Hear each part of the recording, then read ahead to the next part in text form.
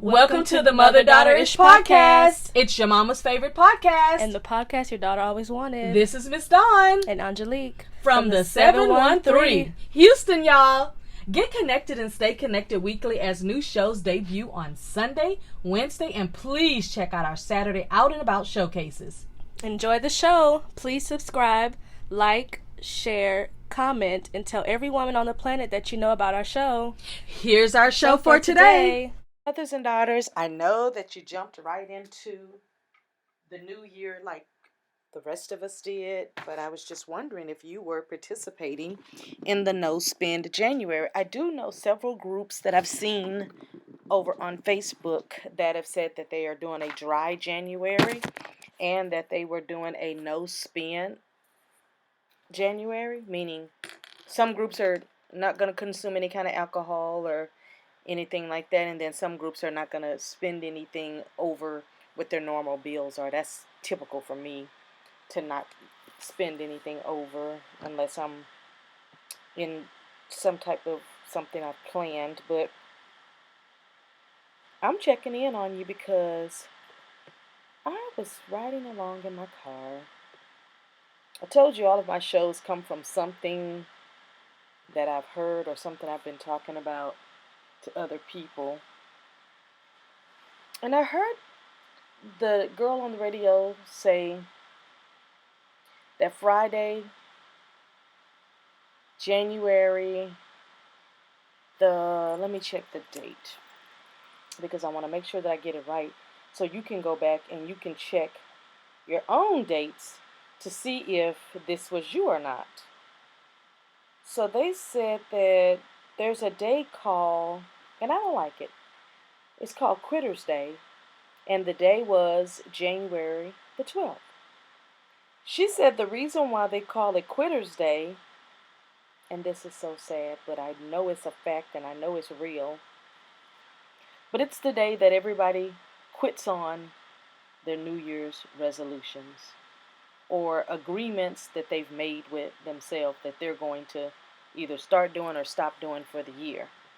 So January the 12th, think back to January the 12th. Were you one of the ones who reneged on your goal already for 2024?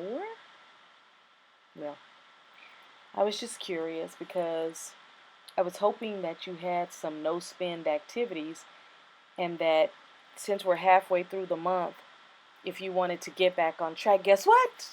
You have time.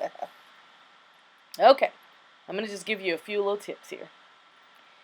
One of the ways that you can avoid spending money is you can create your own personal growth map for the year, meaning you don't have to go and pay a coach to lay out a plan for you. You don't have to buy an app, because there is a Mind app that you can buy. There's several of them. I used to use one back in the day when it was free, and then of course, you know, a lot of the apps will be free up until a certain point, and then they charge you for them. But instead of paying somebody to get you on track, remember what I said last week when I said you can join groups that will help keep you on track and keep your accountability in place? Use that method. You can design a cozy corner in your house where you can read and be productive. Guess what? You don't have to call the house contractor to say, hey, add a room on, or hey, I want to repaint this room or whatever. Just use what you have. You don't have to go and buy a new desk, a new chair, a new pillow throw. I'm going to give you a suggestion. Don't even go in the stores that you love to go in during your no-spend month, because it's a trap. You'll go and say, I'm just going to go look. And I promise you, when you just go look, there's always something that is so ridiculously affordable. Sometimes you can't say no to it. You could create a brand new playlist. When I create playlists, and it can help you to reflect on your 2024, when I create a playlist, I don't go and buy apps to do that. Spotify, there's no cost. The Apple app that's on your phone, music, there's no cost for some of that. If you want Apple, you have to pay for those fees. But there are so many ways. iHeartRadio, all of these different apps that you like to listen to your music from is on there for free. And if you really want to go with free and a video, You could always download the YouTube app to your phone and you could look at YouTube like you're looking at right now. Another way you could save money, speaking of apps, do an app reevaluation and look at your phone. Check out how many apps you're paying for. I was listening to a girl in the car, of course, it was on the radio, and she said that when she did her reevaluation of how many apps she was using, she was spending over $700 a month on apps. I really wanted to see the list of apps that she had. She said she got rid of almost half of them because some of them she had not used in 2 years, but they were still taking that monthly fee out. She looked, and to find this out, she ended up buying an app that tallied up how much she was spending on apps. I was like, that's insane almost. If you want to make a little bit of money on the side to bring into the house instead of taking out of the house, and when you do this, be careful. You can sell some of your old winter clothes and shoes and boots. But when you go, only go to the shop to sell them your items. Don't you start looking around. What I'm telling you is put a system, we talked about this a week ago, put a system in place that helps you to be accountable. I can remember what I said was, you can join groups that help you to be accountable. You can write everything down and follow a guideline to help you be accountable. You can save your money in a certain kind of way to help you be accountable. You can continue to reevaluate. You could do it on a weekly basis, bi-weekly basis, every 3 weeks, once a month, quarterly, whatever makes you comfortable. If you're not evaluating and re-evaluating, you'll fall into the traps of old habits again. Remember, on the radio, she said January 12th is Give Up Day. I would never want to be in that category of giving up on something that I promised myself I was going to do. One thing about me, I'm very strict about what I promise myself I'm going to do, and I stick to it because I don't like to lie to myself. You could deep clean your own home this month. Start with some fresh, natural products. Clean with lemons, clean with limes, clean with vinegar, clean with baking soda, clean with essential oils, and it'll give you that same fresh scent that maybe the cleaning person is coming in. Or you know what? Maybe this month you just don't have anybody come at all and you just tidy up behind yourself, and then they can deep clean when they come back.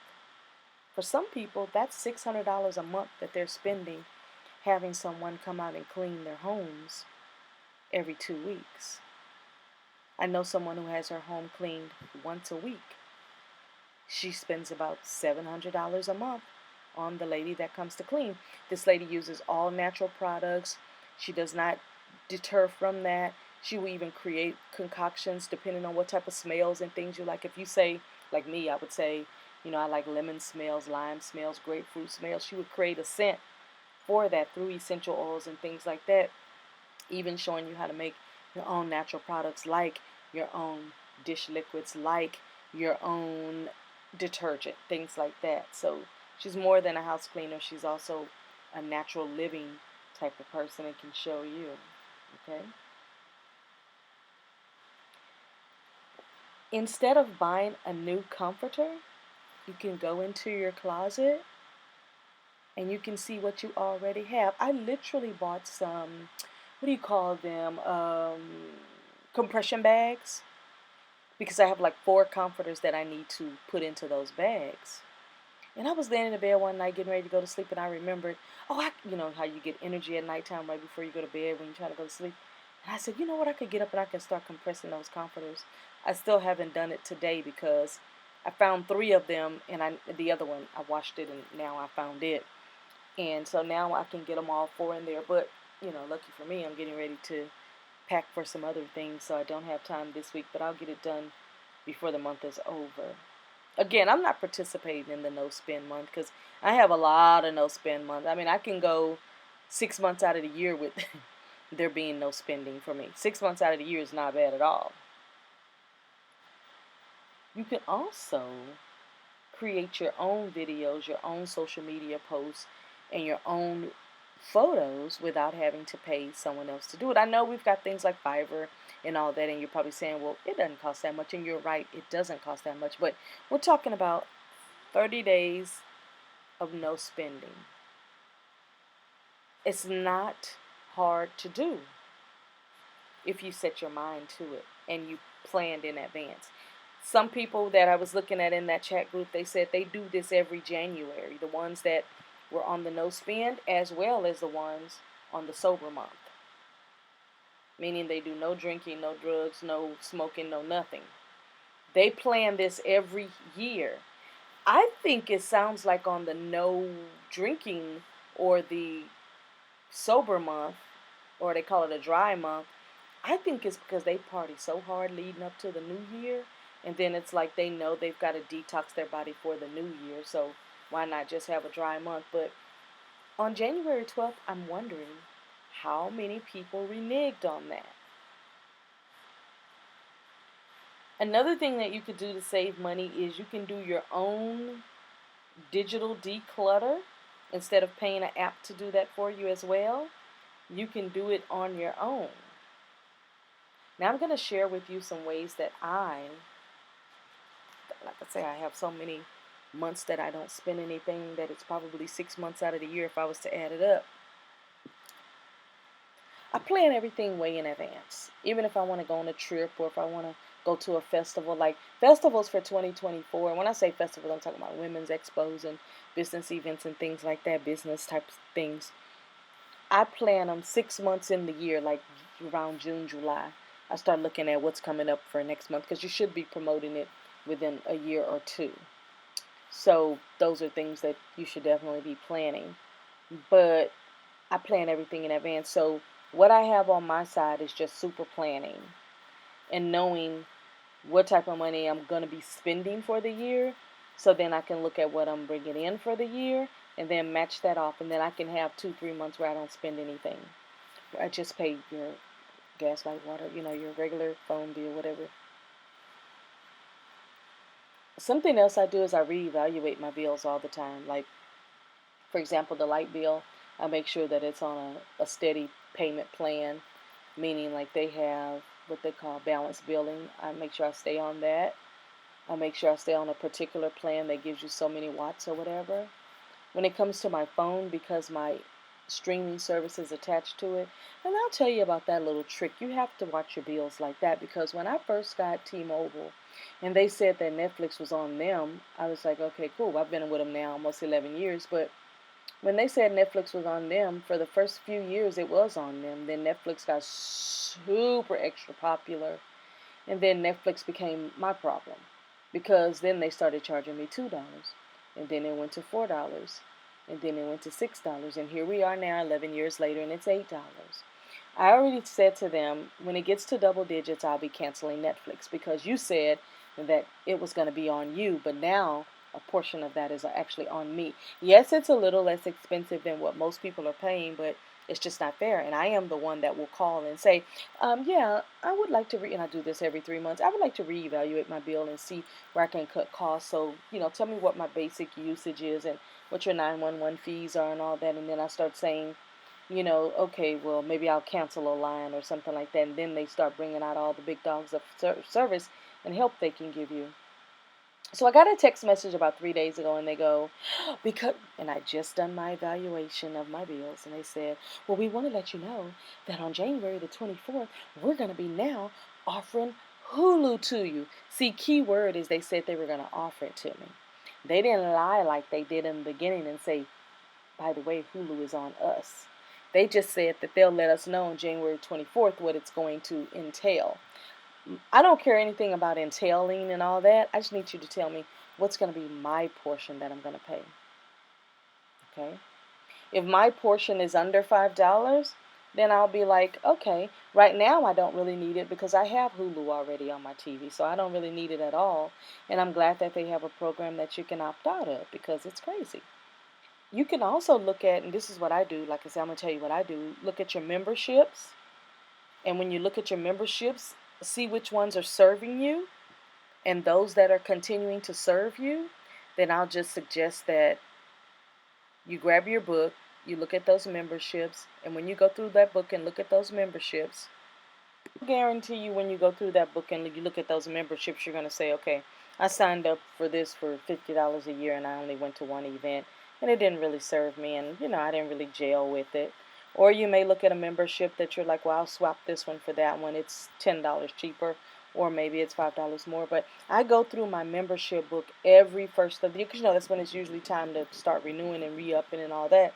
So I go through my membership book and I start looking at, who I want to be a member of, if I want to continue to pay that fee, if it served me for last year. Like there's 3 groups that I joined last year and they didn't serve me, so I won't be renewing those this year. But if you're looking for more ways to have a no-spend month and you reneged on it on the give-up day, which was January the 12th, well, guess what? You're halfway through the month and you still have time to go back and figure out if you want to use some of the ideas and tips that I've given you, or if you just want to just say, well, I'll try again next year. Well, guess what? You have 11 and a half more months to figure it out for next year. So either way it goes, you're in charge. You get to do whatever you want to do. And that's my show today on your no spend month. And hopefully on January the 12th, you did not renege and that you're still not spending anything. That's my show. Bye.